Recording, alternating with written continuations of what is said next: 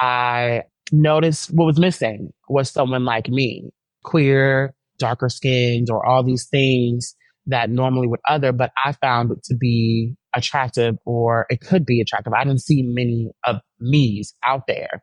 And I wanted to create from that place.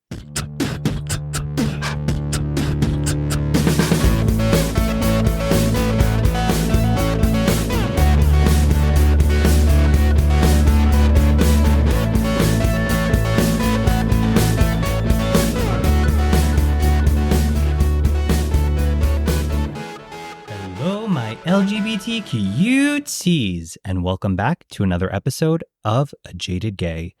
I'm Rob Lovelace, and today I am a non-jaded gay because I'm very excited to announce, although you've probably seen this on Instagram already if you follow me, but A Jaded Gay has a blog. So I said a while back that I've been creating transcripts for older episodes just because the auto transcripts that are generated by podcast platforms aren't always the best. And I wanted to organize them a little bit more so there could be chapter markers, a little bit more description about what we're talking about in each section. So I've been working through that the past few months. But as part of doing that, I'm obviously re-listening to episodes. So I've been re-listening to some of the older episodes. And at this point, it's been over 2 years since the podcast launched. So I'm remembering things we talked about. And I'm like, oh yeah, that's really important to be mindful of going forward. So with that in mind, I decided to start taking the transcripts of older episodes and then converting them into blog posts. And that way too, I can link all the resources that are referenced in those articles right within the blog post. It gives it a little bit of a creative twist, and it also allows people who don't typically listen to podcasts to still access the same information. And I like it a lot too, because obviously I'm a writer first and foremost. I've been writing books since I was 18 years old. So turning older podcast episodes into blog posts, it just kind of feeds a creative writer need I had within me. So I've really been enjoying it. If you haven't already, I definitely recommend checking out the blog post because again, some of this information that I'm posting are from episodes 2+ years ago. So it'll be a nice refresher to absorb that information in a different way. And also, if you have friends out there that don't really listen to podcasts, but you think could benefit from the information we talk about, send them those blog posts. It's a great way to spread the word, and I'd greatly appreciate it. Anyway, enough about me because we have a very special guest on today. There are so many LGBTQ+ creators out there, especially in the entertainment realm. So I'm very excited to have another LGBTQ+ creator on today to talk all things pop music and podcasting. But before we do that, let's pull our tarot card.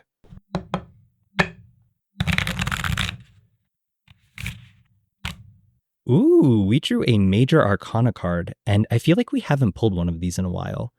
Anyway, we pulled the Magician in reverse. The Magician immediately follows the Fool in the major arcana, but the Fool has a value of 0, so this card is number 1, which in numerology ties to a new beginning or journey and the individual. In traditional depictions, we see a magician with 3 of the elemental symbols in front of him: swords, pentacle, and cups. And he's also holding a wand over his head. So this shows that the elemental ingredients we need to be successful are right in front of us. But with the wand in his hand, the energy is very action-oriented, and this card really ties to creativity, passion, manifestation, and inspired action. There's also an infinity sign above his head, representing that our inner magic is constantly flowing through us. However, drawing this card in reverse, it's telling us that maybe we're starting to explore those areas we're interested in, but we haven't taken action yet. And maybe that's because we're doubting ourselves. Or if we have started acting toward our goal, maybe we're feeling frustrated because we haven't seen any progress yet.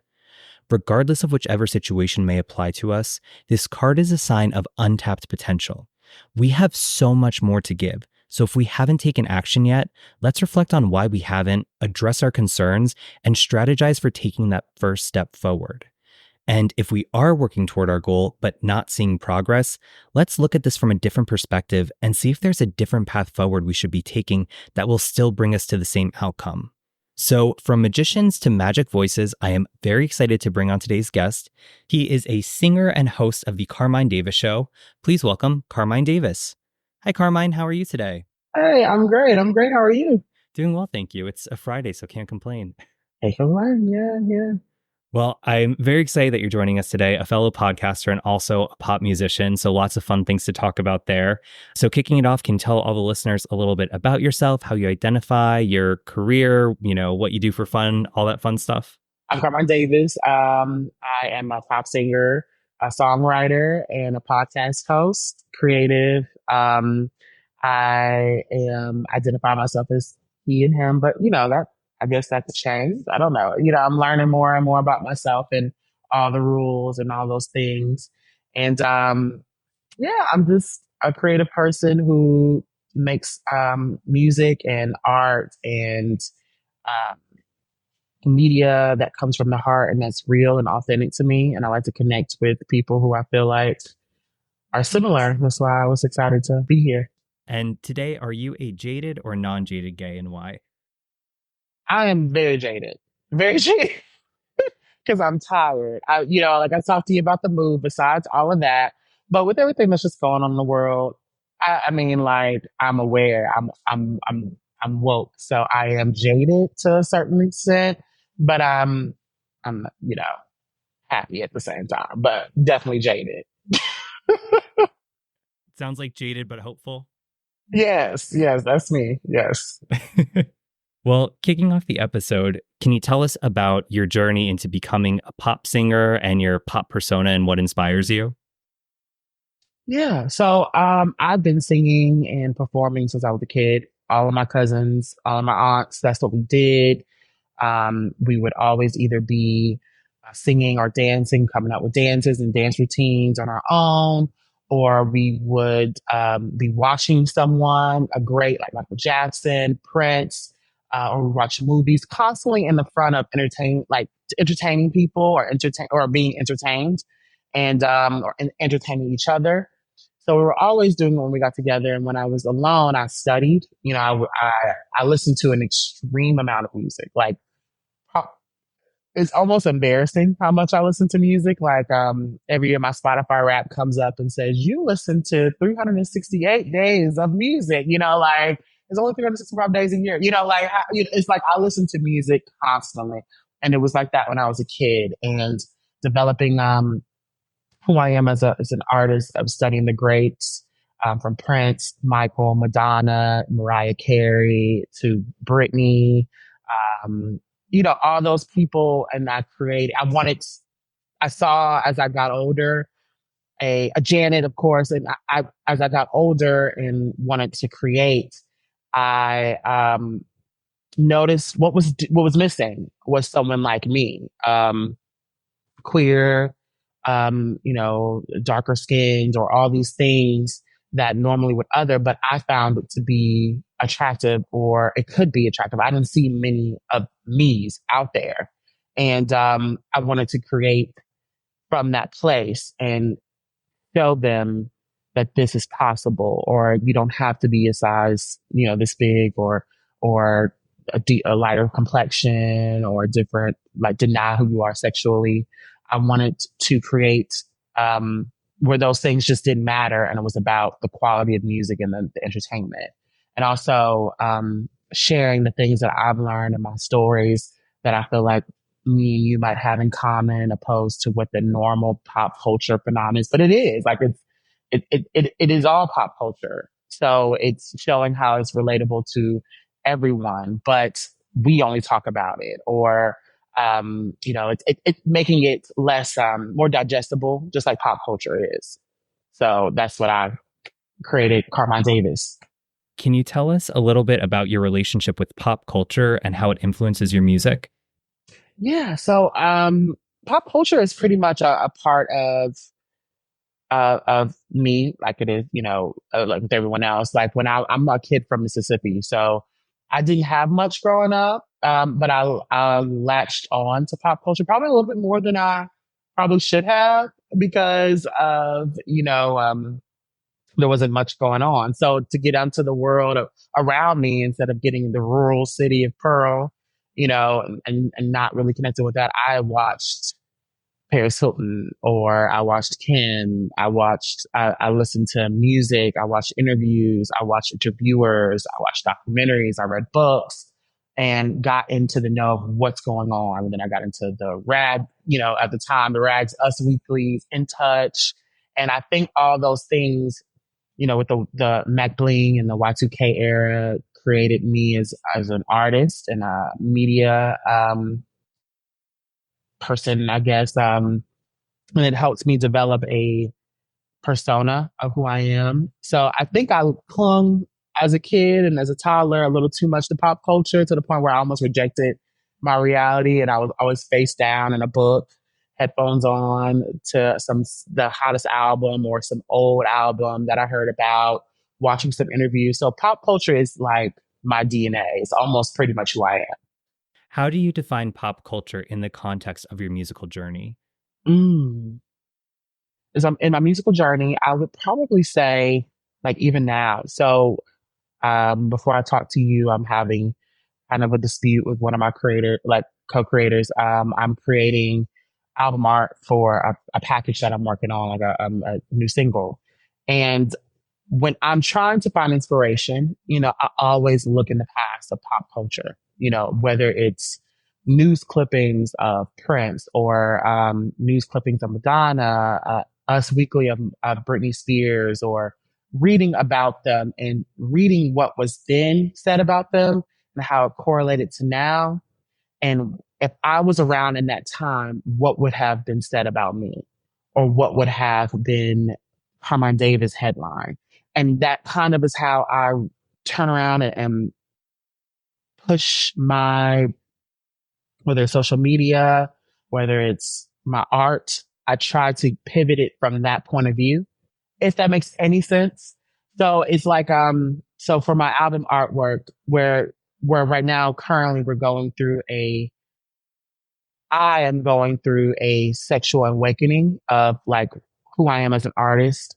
I used to do music as a teenager. I released my first material like 10 years ago and I was a kid, but I want to break out of the mold of what people define as sexual or sexy and all those things and push that forward in the ways that people might have done, like Lindsay Lohan did when they came and broke out of their sexual liberation when they weren't wearing any panties out of the limousine and all those things. And in reality, to me, being such a pop culture like theme, I realized how that put such a fire in me. And I'm like, yes, queen, like Britney better, grab hold of her sexuality. Yes, Madonna cones on her bra, titties out, showing them like little Kim, like all those people pushing and thrusting their sexuality out to people and allowing people to discuss it is kind of where I am in my own art. And so pop culture and pop art, like it's what I do, and that's where I'm at. So that's where I draw all my inspiration from, basically.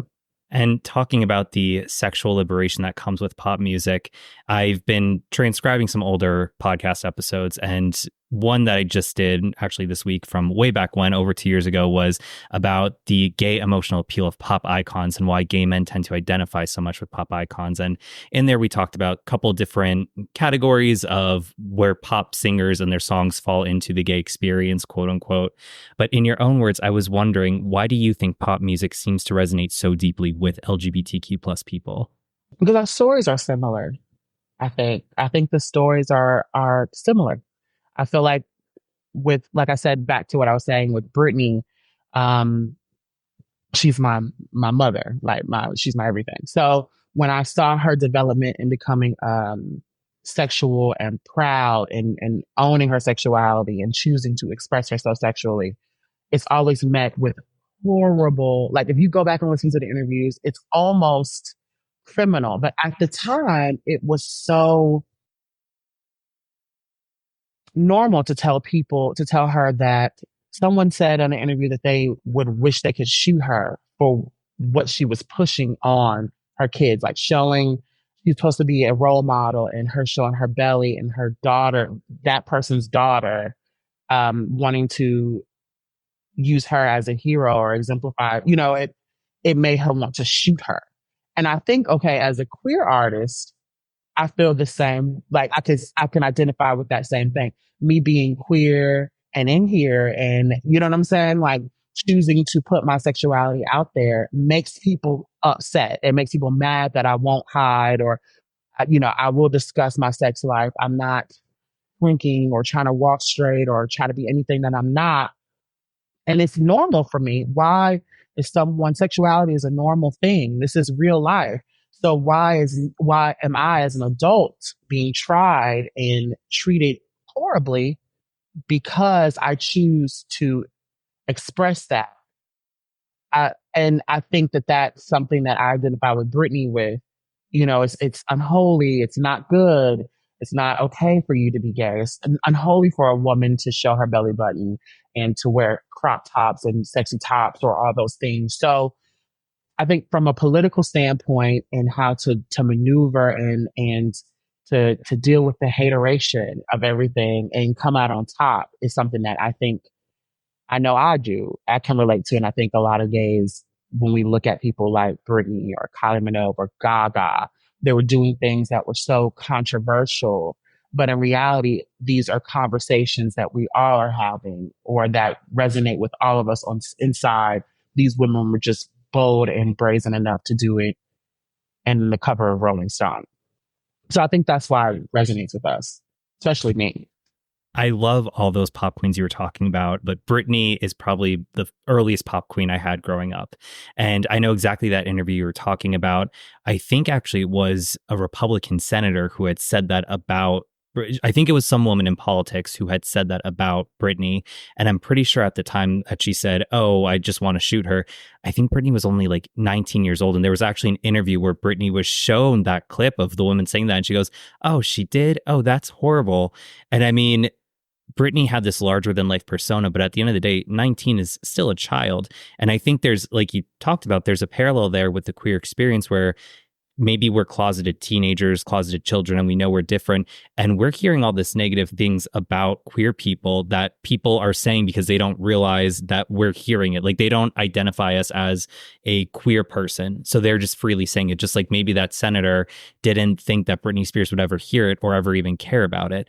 But so we're carrying those things with us, and it can either make or break us, where it either defines us in a negative way where we're loathing ourselves, repressed, whatever, or we can kind of reclaim that as empowerment and say, you know what, you can say these things, but at the end of the day, like, here's who I am and I'm coming into my own still. Yes. And people love it and people will fuck with it. You know what I'm saying? Like, or not. Like, this is who I am. And as an artist, I choose to bring myself out there and be authentic. And regardless of who feels it, who does not anymore, doesn't define me. I have to release this music. I have to share this part of myself. And hopefully it liberates that woman's son who might be, you know, closeted or like you said, relating it. That's exactly what I meant. Thank you for understanding where I'm coming from. But back then, like, you know, it's only something that you can understand as a like an artist. But that's why it's so important for me to share my work and share my art and share my work and be authentic as I can, not hide anything, not hold anything back. Because whether it's upsetting someone who thinks that gay people should be quiet and hush, or people my complexion, my size should color up, should be less than. I know that there is someone out there who looks like me, who lives like me, who is liberated by this, who can, or not even someone who could be the complete opposite of me, and they are seeing me and are liberated. So that's why I think it's important to share. Going off of that, you kind of touched upon this a little bit already for the question I'm about to ask you, but can you talk more about what you consider to be pop music, maybe both in terms sonically and the message of it, and what it means to you as it relates to your music and identity? Yes. So great question. I think pop music is always changing. I think technically from a business perspective, my brain is always like, you know, right and left. So you know, backstory. I have a business degree and, you know, entrepreneurship and all those things, but I also have a creative degree. I declared instrument, voice, and, you know, all those things. So my brain is always working into things. So I'm going to answer from the right side of my brain. So pop music is a post on whatever's going on at the time, right? So including hip hop hooks or hip hop stylings and all those things were pop at the moment. R&B sometimes caught on and was very pop at the time. So it's very just pop music is about having the pulse on what's going on right now, right? But for me as a creative, it's my love for music. Like I love pop music. Like so I don't listen to music as a critical person. I think it's awesome to show us kind of encapsulate what's going on right now with the people and what people as a majority are feeling, but as in like my left side of my brain, like I want to put my hat in. So where you have like catchy hooks, it's always going to be catchy. It's like who can make the catchiest song as possible, right? But sometimes it's about feeding so much of information in a short period of time, repetitively, like to the point where people can stick with it and they want to keep playing it, or that it's so cool and laid back that you don't even realize that you're hearing the same hook over and over again. And it's about being cool enough as a creative or um, being feel like in your own to find out where you are in that process. So for me, um, sonically, I feel like Gaga, like you take stupid love, like it's like constantly, I want your stupid. And then you have, what's that guy who just did $1 Million Baby? That sounds really cool and it sounds laid back, but it is a pop song because it's got that hook going again, but it's casual. It's got the flow with it and it still developed that hip hop coolness. So as a pop artist, for me, where that comes in is finding out what that is for me and like where sonically, rhythmic wise, how do I get my message out to people to the point where it stays in their head and for how long and what rhythm, and that's where I'm at in my artistic endeavor. You talked about kind of being raised by pop culture. Have there been any particular pop culture moments or figures that have significantly impacted your music career? So many, so many. Uh, from the first person I could think of that really just got me and made me want to do it was Britney, and then Madonna, Janet Jackson, Prince, Luther Vandross, just like closing my eyes, like Michael Jackson, and people who I was like, I want to do that. Whitney Houston, like the greats, and Mariah Carey, of course, like I'll put her top three of my biggest influences. And but the thing that was granted to them, and I talk about it actually in therapy all the time. And about one thing I learned about them was that they all had such backlash. They had these they were great musicians, like their art and all that was true. It was their talents were undisputable. Like they were just talented, but they also thrusted people further in their thought process, the way they lived their lives. They also were people who had a certain lifestyle that people at first didn't really um, really weren't aware of or really didn't know that that was a common way of living, like Whitney in the church and a Black woman in the church and her viewpoints, Michael and Jehovah's Witness, like all those things and the way they thought and their creativeness and their brain and how they lived their lives were up for display and it was controversial, but they still shared it anyway. So I would say all those people helped me become who I am. Tell us about the Carmine Davis Show and how it intersects with your music career. Yeah, so it is a extension of that. I started the podcast. I call it. I still say it's a pandemic project. The podcast is something that I wanted to do because I didn't know. I think that I planned on doing it. I think we shut down in March, lockdown here in Georgia, like March around the time. I think I started my podcast and really had the development process in February, but it really took off around the end of March. And so it was ideally, I had no idea what was going on. So I started doing the podcast during like all the gloom and doom. I was getting all the information. This is it. On Facebook, my friends and family, everybody was like, okay, well, end of the world, sharing by, and again, I'm from Mississippi. So everybody just thought that this was the rapture. This is it. So I was really doing the podcast in kind of a way like I didn't think it would ever take off or anything like that, but it was more of a documenting of what was going on around me. And then it kind of got with the George Floyd and the Breonna Taylor. And then I was active, going out, protesting, and during the time of the BLM movement, and I was just documenting these things. And then I realized that it was a part of my artistic expression.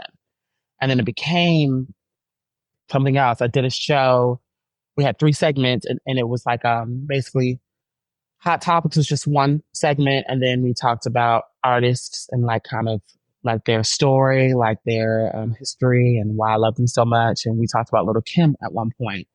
And that was the first viral show I had, or technically viral show that people picked up on.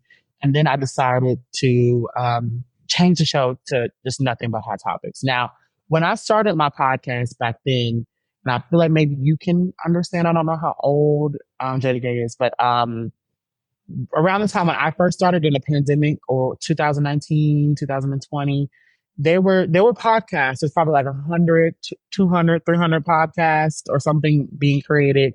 And most of the time, especially with like Black creatives or queer creatives, it was mostly sexual. Like they were up there talking, they would be all on the mic. What's the freakiest places you ever done it before?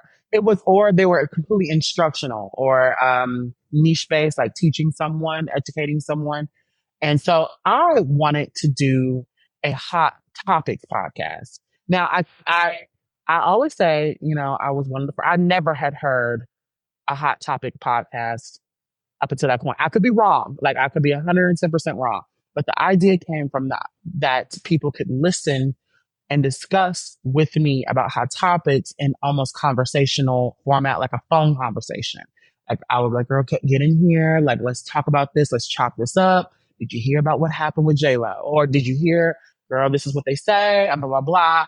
And then I went from there, and then I decided to do 3 hot topics and have the whole show into hot topics. But thing was, I just didn't want to blab. I wanted to make the hot topics or the conversation not about pop culture, but about us. So you're listening to me talk about Shakira and her viewpoints or these things like that. But really, I turn it around and let it and be more interpersonal or relatable and about touching on mental health or touching on things that we need to do as a community. And the thought process of these people are not so different from you and I. And that was kind of the premise of it, sort of like a spoonful of sugar makes the medicine go down kind of way. That pop culture was the way that I could use it, just like my music, to push kind of a conversation and about having more of a political. It was pop culture, but it was the Trojan horse was like politics or things that betterment or what we need as a people. Sort of just like my art. And I think, as you talked about, there's just tends to be a natural time between pop culture and pop music in general. So it was kind of a seamless transition there. Mm-hmm. And I had done music before that. Well, with that all in mind, what is a guilty pleasure in pop music that you can't resist? How many? One, I get a lot of inspiration from Disney music. I think people don't really know that. Like I'm a Disney girl, so I love Disney music and I love the idea and the concept of it. Um, like the other night I was hanging out with my friends and late at night we were listening to Poor Unfortunate Souls. Like that was like, and then just the idea, the concept, how the writers write, the vocal placements, the storytelling, the art, like all those things. I'm obsessed with Disney music, and I never have heard a Disney song that I thought was corny.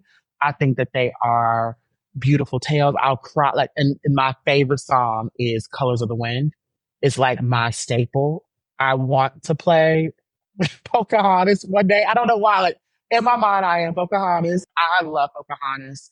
I love the stories and I love the music and how it's arranged and the vocal cords, like the vocal arrangements and all those. I will always try to use any kind of Disney fashion, any kinds of Disney um, elements in my music. It's like it's a little bit like always there. And guilty pleasures, probably again, like trying to repeat a message as many times as I can. Like to me, sometimes it's like I always find a hook first. So like to me, I think like a perfect example is Tinashe's "Nasty." With my new song, I wrote a song called "I Know a Boy's Life," which is a classic. Like I covered it, but then I'm working on a flip version of it where it's I did the cover, but it's really an introduction to my own version of the song, and I try to I'll always be a sucker for a good hook, no matter how corny people think it is, or how like nasty. I've been the nasty girl. Like no matter like it could, I could literally hear her sing that on a loop, like just that part, and that's something to me that I put in my music, and it's a guilty pleasure of mine. Like I'm a sucker for a hook, like a good hook. Like sing it to me as much as you can. I will write a hook and put it in my song as much as I can. I will sing on top of it and have it just go. I just think that it's what pop music is all about. And I think that's a great example too, because especially with Tinashe, I love her. I've been listening to her since 2014, but like nobody really knows about her. And then Nasty comes out with this really catchy hook, and now it's like one of the contenders for songs of the summer. And I'm glad she's finally getting like the recognition she deserves, but I'm like, really? Like she has such an amazing discography, and like this is the one that's getting it. Yeah, she's she's a huge inspiration of mine. And I would almost want my career to be like that, opposed to, because there's a one, she stayed true to what I'm saying, like pop culture and pop music, and she also stayed true to the grit of work and creativity and making like classic songs. Like, and so when you do have those moments, right? Like I remember when my song "Never Gonna Love Again" came out, and it was um it's completely surprising that it took off the way it did. We did like 5 million streams and almost 10 million streams across like all platforms, just sitting at home. I didn't go out or any radio. My first couple of singles we did radio play and all those, but like independently, I wrote that song, I arranged that song, I produced that song, I came up with it all on my own. And so when you have those little moments of blip, like 10 million to normal people would be like a Tinashe would be like, okay, another song. But for me, as an independent artist in my own home, that's pretty impressive. And so you just continue to work on music like that. And you just never really know when it's going to take off. You just never know. Like in my mind, I know that I have room to grow, of course. And I know one day my songs will take off. But if I continue to create and release music that is true and near dear to me, when people go back in 10 years down the line and they hear Carmine Davis's blah, blah, blah, blah, and it takes off, I want to have people go back and listen to my music and have that discussion like how we're having, where people are like, no, I knew back then when he had that podcast and, all that song, like he had a discography of stuff that people can go back and nibble on and be like, oh, like he was really that girl the whole time. So like, I think it's important. That's what I love about Tinashe. And I think that's more important than having, as an artist, to me, I think that's more important than having a bunch of hits that just never stick, opposed to Tinashe having a growing discography of nothing but beautiful music, like great songs, timeless songs. And I'm excited for her. She's one of my inspirations. And it's funny you bring up that point, because I was having this conversation with my friend the other day that in the world of streaming, it seems like it's somewhat easy for these big artists to get a number one. Their new album comes out, it immediately goes to number one. 13 of the 14 tracks are the top 10 or 13 songs or whatever because of how streaming works. But it's like, do those songs have staying power? Congratulations, your album went number one for the week it came out. You have the top 5 spots on Spotify's charts, but then where do they fall the week after? And I think when we see these songs that are coming out and then staying, like, because I remember when I was younger, the songs that were popular, it wasn't just, oh, they came out, hit number one, and then that was it. They stayed around for a while. They were popular songs for a reason. So I think we're kind of seeing the resurgence of that with some. I know Sabrina Carpenter, Espresso, her song has been in the top 5 nonstop all summer long. And that, to me, there's other songs like that too, but that's one that really stands out. And I like seeing those songs with staying power. And in the case of Tinashe, I'm especially happy because I'm pretty sure she's independent because I think in 2019 she started her own label with her Songs for You album. And so it's great to see an indie artist get that kind. I mean, granted, she did start off like I think she was signed to a label her first couple albums, but seeing her where she's really kind of hustling for herself, doing this for herself, and now having the success. And I think too, correct me if I'm wrong, but I think TikTok can help those things along the way with it takes one TikTok dance or one trend and you can suddenly have a song that's surging like we're seeing with her. Exactly, exactly. And I think it goes to show, not to go on another tangent, but from that time that we were talking about pop culture, it's now is how we consume material and how we, as a, like I said, I always thing I love about pop music is that it's very telling of the times, and pop culture is very telling of the times. And so it's about how we, at one point, we were all listening to one song. Back then, like I think about Mariah again. I'm never gonna not miss an opportunity to bring in Mariah, but like the One Sweet Day, song. Like everybody in the world was listening to that song. We hustled around our radio and we heard that song at the top five after five, the big eight after eight, that song, everybody at one point, we were all being fed pop music. Like someone was deciding these are the hits. Janet Jackson's Nasty, these are the songs that are the top songs. You pick which one is the best.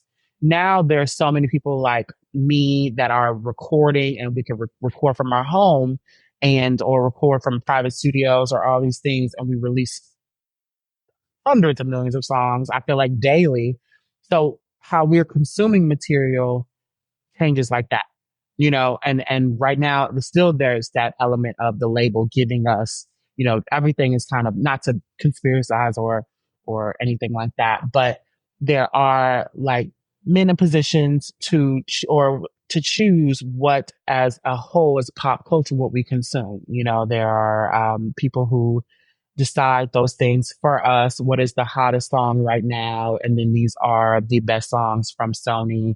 And we're going to push, push, push, push. You're going to be listening to Nickelback radio and Espresso is going to come on. You know what I mean? Like, it's just what it is. Like, nothing has ever changed. But what I love about Sabrina or even Tinashe is when the song is good, no matter how it's pushed, because it's just how it is. Like, the industry is always going to push their narrative on us, right? Spotify it has all these political things to make sure that they get paid. You know what I'm saying? Like they've got to sell to certain labels. They've got to make partnerships. Our 10.99 a month is just not enough for them. They're going to go to these big wigs and go to these cool destinations and all these things with these people, and they're going to give them this money to make sure that this particular song or this label or these artists are the most streamed, right? But then when sometimes a song breaks through, it's like, damn, that's a good ass song. Like Espresso, to me, no matter what anybody says, that is pop. Like that is to me what I wake up for. Like Espresso, like that's what I listen to music for. Tinashe Nasty, that's what I listen for. And every now and then those songs break through, and you're proud of those kind of songs. And I feel like you said how they're pop, it's the full pop package of being iconic because it's a catchy song. They've got choreo, the music video is serving visuals, like very different vibes, but still they got the visuals, especially Tinashe always has the choreo. So it's not just here's all the money behind this song to get my number one. This is more of like an experience. Yes, yes. You can almost eat it. Like Espresso, like it had all the elements of like, yes, yes, yes. And that's where I want to go with my material. Like it's inspirational to me. Like these are the girls that get where I'm coming from. You know what I mean? Like we're making songs or moments that, again, mine is like grassroots, and all those things. It's very expensive to create music these days, and it really is. But, you create these moments for people to relate to or to want to just bite you. You want that. Like, as a pop artist, you want people to almost feel like they are possessed in a sense with these songs. That's why I've been in that Never Gonna Love Again. Like all my, like the songs that I put in, you put those songs and hooks to get in people's brains to make them be like, damn, it takes you to a journey, so that's what you want to work for. And this next question is a two-parter. So Out of all the pop queens you grew up with that you love, who would you choose to collaborate with, and what would that song be about? And same question, but for your favorite queer artist. Oh, okay, that's tough. So many. I think I would say, I would want to say Mariah Carey. And I would love for us to kind of work on something closer to the Caution era, which is like I hold dear to me. Like that's one of my favorite eras of Mariah, like probably top three. Caution to me is like if I was Mariah Carey and I possessed her body, that's the album that I would do. Like Caution or Emancipation, that's the album that I would do if I just had her. So I would probably put something close to the Caution. I also feel like that whole era was ahead of its time. I think we're going to be listening to that album in 5 years and people like she had something here. Like a Caution, I'm going to say Mariah as a pop queen that I would collaborate with. And then queer artists, I would just have to give it to RuPaul. I think that I love RuPaul's story. He's my inspiration. I think we have a lot of similarities. And I think, I would love to just, be sassy with him on a song and like make something that people actually like can eat. Like I said, like he makes music that is like just, and then also I would love to in my near future work with Cakes the Killer. I think he makes amazing Vogue ballroom music. I think Cakes the Killer is like Dundada is my song. Like, yes, those are my two. If I had to pick. Well, it's out there in the universe, so we're manifesting that. I'm looking forward to seeing those songs. Yes. They're gonna happen. Especially the RuPaul, I could definitely see that. I think that'd be a really good, like, fun, sassy, like, strut on the treadmill type of song. Yeah. And I think we do a really good job of just like making something top 40, but something for the girls. Like I think we do really, really good. I feel like the gays and the girls, like, those are the audiences that like have the taste. Yes. Absolutely. Well, I know you've touched upon this in some of your earlier answers, but I wanted to dive a little bit more into this. Can you talk about your experience as a queer musician in the podcasting and pop culture space? Yeah. I think unfortunately still to this day, I've been blessed to have the success that I've had. Grassroots again, like this is I'm a bitch that don't even get out of Georgia too much. Like I used to travel more when I first started, but I walk my dogs, I work, I just create, and every now and then go out for a drink, go on vacation. But I like to work in isolation. So I've been blessed to have a song that charted on the Spotify charts. I've been blessed to have my podcast chart on the podcast charts for the last 3 years. Thank God, God has been amazing. And not have to sell my soul, or not sell to anybody. People have offered to buy the Carmine Davis Show. They want me to come on and do their own versions of it, and that's a blessing. As someone who started out the creative process thinking that my show would never see the light of day. I thought this was going to be the end of the world. Like that's a blessing. And I hold on to like bad deals that I've been offered or deals where people were offering me less than what I thought I was worth. And writing material and people sending me or producers not giving me their best because I'm a queer artist or they think that my music should go into another direction if I want to go pop or all those things. So I would say it's been tough because sometimes those deals I never compromised. I never felt the need to compromise. And I feel like maybe you can understand a little bit too. I never felt the need to compromise those things, but sometimes those offers, I could all I have to do is sit next to people who I don't like all the time. I do that anyway, and talk to them about things and pretend like I'm excited to do this and you give me $100,000 a year, 10,000 an episode. Like, okay, maybe I could do it, but they want you to change everything. One thing I will say about my podcast, even to this day, I don't interview with people that I don't want to talk to. I don't talk to people who I don't want to talk to. That's just not my thing. Like I won't collaborate with people who I don't want to. I'm getting better about it. But if the company is not pro gay, pro black, pro woman, if the collaborator gives me the ick, or if the person who is not I'm talking to is not elevating the conversation that I stand for, I'm not doing it.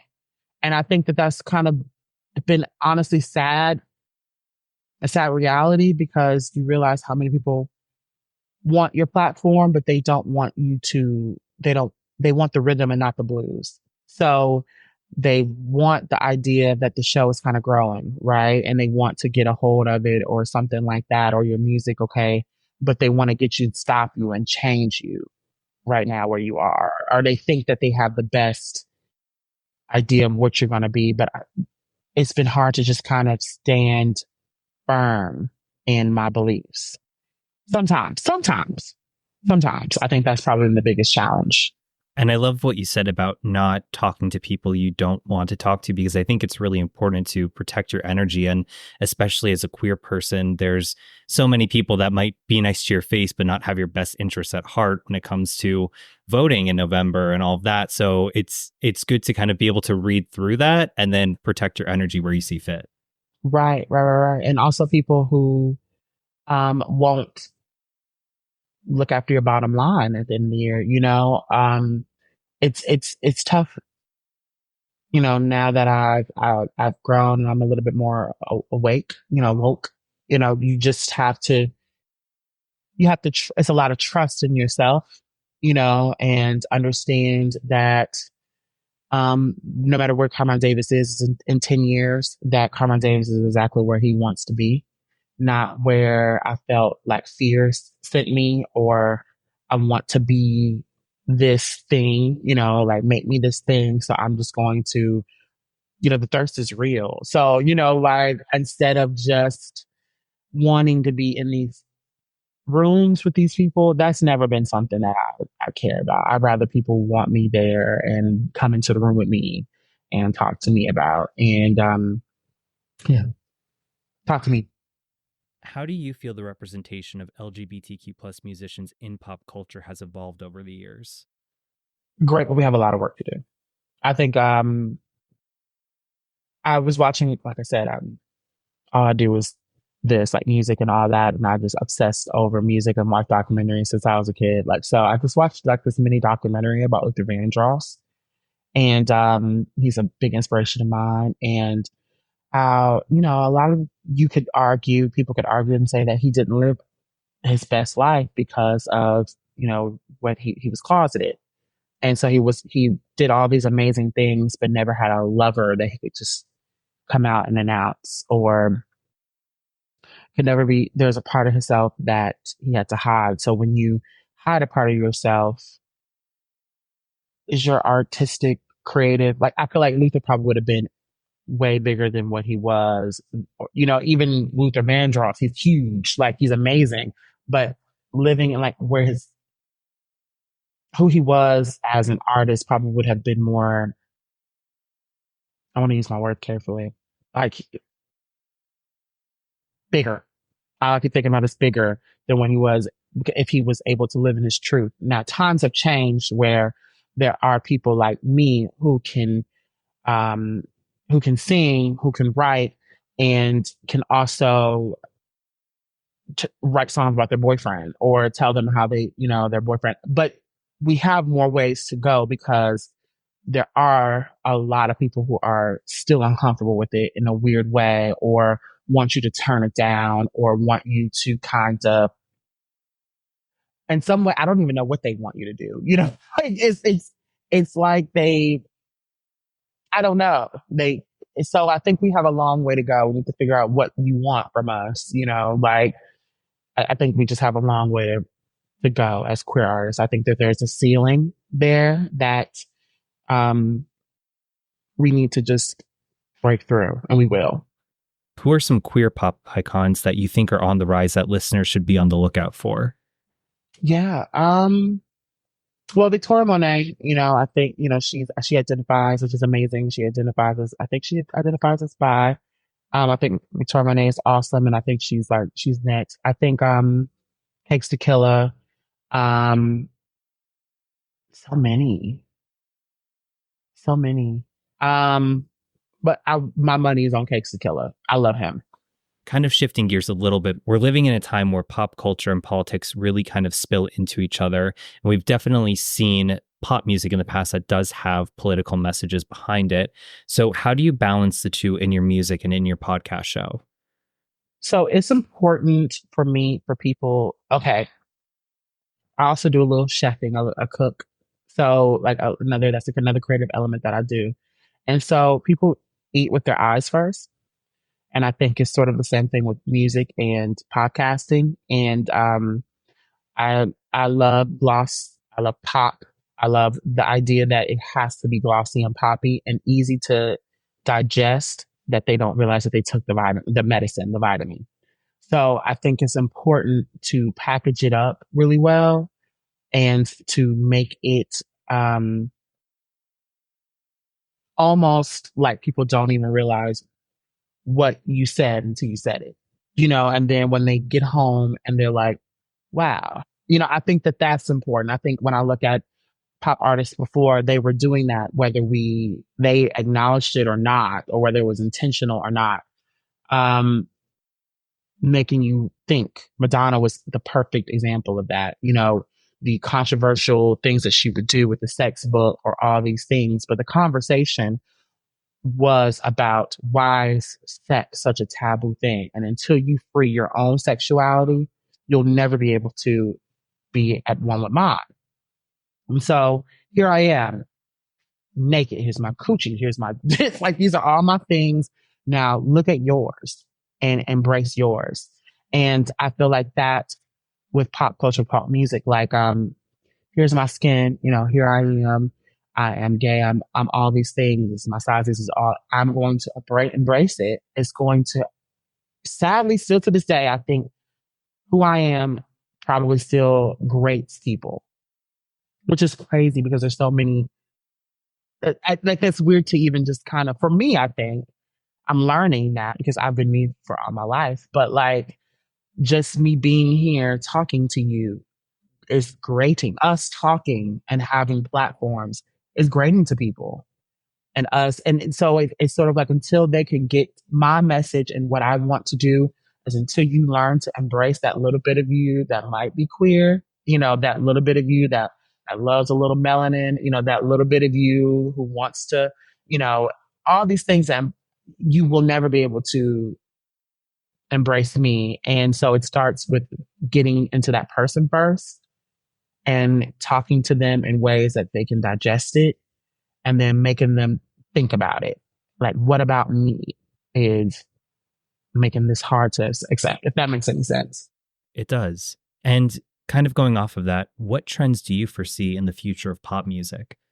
James, I don't know. I think with pop music, I think vocals are coming back. Like the girls that can sing, I think I see like that one I love don't get me wrong, like I love what would you call it? A breathy singer. Like I love it. Like I embrace it. Like, but I think the girls who can really sing, like when I recorded Not Gonna Love Again, Never Gonna Love Again, I'm sorry. And I wanted to get back to the part where karaoke songs that were digestible and that people again like easy let people think that it's easy, but when you go up there and sing it, it's complicated to kind of sing. And I think that that's coming back. I think the girls that can sing are coming back. With pop culture, I think you have to dance. You're gonna have to dance. You're gonna have to sing, and you're gonna have to look good doing it. I think those elements are coming back. In what ways do you think pop culture and pop music can be a force for positive change for the LGBTQ plus community? I think it always has been. From the days when I look like Patti LaBelle is another one of my huge inspirations, and back when they were and Dolly Parton, and they were very um, vocal about the AIDS epidemic and how that like and that pushed the narrative of like making shows like the Golden Girls or Family Matters address those issues that were going on in pop culture and why we treated people so horribly, right? Um, for dealing with something that was happening, like this was happening to them, not because of them. And it changed the way people viewed it. Still there's stigmas and all that towards it, but it changed the way people looked at it and related to it. And I think to now where that we need to just drive that point home, of queer spaces. And luckily now people like RuPaul and all that, you have drag queens and all those things in your room at any time. Like, you know what I'm saying? Like, so it helps now with political, like where we're at a political standstill for women's rights, LGBTQ rights. I think they're going to remember Carmine Davis when it comes to voting and being like, oh, that boy brings a light to my life. Like, I want to see him do well. I believe that. I think they're going to look at Rob and be like, oh, he's so smart and he's, all these things. And he's as inspiration to me. He made me want to create a podcast. And so when it comes to defending him, everybody's not going to be there and everybody's not going to do that. But because of pop culture, because of platforms that we have, like now we're able to tell our stories. We're able to talk. We're able to spill tea. We're able to um, have these exchanges just like everyone else. I think it's going to push us to the point where people are, I believe it. I don't think it's not going to happen. I think that we are going to be better for it. And connecting it back to the tarot, the Magician in reverse, we have so much potential to unleash. Remember that infinity sign. Our magic is always flowing, and all the elemental ingredients we need are right at our fingertips. But for some of us, we may be nervous to take that first step, or on the other hand, we might be already taking action to try to achieve our goals, but not seeing the progress we want. And even though we may have best laid plans of how we want things to work out, obviously we can't control everything. And sometimes we take different turns on our path forward and we find a new avenue to put ourselves into. Just like Carmine talked about, music has always been his passion. And then during the pandemic, as kind of a pandemic project, he started the Carmine Davis Show. And again, pop music and pop culture parallel each other. But also through doing the podcast, he potentially opened himself up to a whole new audience who can then also discover his music. So for those of us who want to take action but are afraid, just look within and know that you have the power and the magic to make whatever you want happen. So confront any of those insecurities within, really understand why you're afraid, and start taking some time to strategically plan how you can take steps forward to work towards those passions of yours. And for those of us who have been working towards a goal and we're not seeing the results we want yet, like I said at the top of the episode, maybe see if there's a different path forward. Maybe there's another action we can take that still supports our goal, but takes us a different way to achieve that. But no matter what, stay positive and keep persevering, because this card is telling us that we have the magic we need to be successful. Well, Carmine, thank you so much for coming on today. This was a really great episode and so much fun. I love talking about Tinashe. I feel like not that many people know about her, so it's always great when I can find someone to talk to Tinashe about. But as we're kind of wrapping things up here, I know you mentioned your single that you're working on. Can you tell us what we can expect from Carmine Davis in the future? Yes, so I released a cover of I Know a Boy's Like, and originally recorded by the Waitresses, which I was so happy that they gave me the permission to record it. I was so thankful for that and reimagining it. And it's one of my favorite songs. And I'm thankful that a queer artist got to do it because it's been done. Even a rock group has done it, but it's never been done by a queer artist. And it's amazing. But it's a preface for a song that I'm working on. That is, we sample my version of it, and it's kind of like a part 2 of it that's coming out soon, like really, really soon. And after that, I'm releasing song after song after song. So um, I have a bunch of things like Irons in the Fire. It's mostly about the music right now. To me, like that's where my heart is. It's my first love, and I'm excited for people to hear it. And where can listeners learn more and connect with you for all things with your pop music, the podcast, all the things? So you can check me out at carminedavis.com, Instagram.com/CarmineDavis, Instagram.com/CarmineDavis Show, Twitter.com/CarmineDavis, TikTok.com/CarmineDavis, all the Carmine Davises. I'm Carmine at Carmine Davis everywhere. definitely check out Carmine's music and podcast. You're going to love it. And you know the drill for us. If you have any questions or feedback, feel free to send them my way, rob@ajadedgay.com. Please remember to rate, review, and subscribe to the podcast. Greatly appreciate it. For more information on Carmine, episode resources, blog posts, links to merchandise and social, all that fun stuff, you can check out the website, ajadedgay.com. You can follow the podcast on Instagram, TikTok, SoundCloud, and YouTube at @ajadedgaypod. You can follow me personally, Rob Loveless, on Instagram at Rob_Loveless. Also, if you're feeling generous, consider supporting the podcast on Patreon for as little as $1 a month. That gets you instant access to episodes ad-free a day early, plus exclusive monthly bonus content. If you sign up at the $3 or $5 tier, you also get a t-shirt and a shout out from yours truly, so what's not to love? Or if you're scared of commitment, don't worry, I get it. You can make a one-time donation on Buy Me a Coffee, and both of those are at @ajadedgaypod. And remember, every day is all we have, so you gotta make your own happiness. Bye!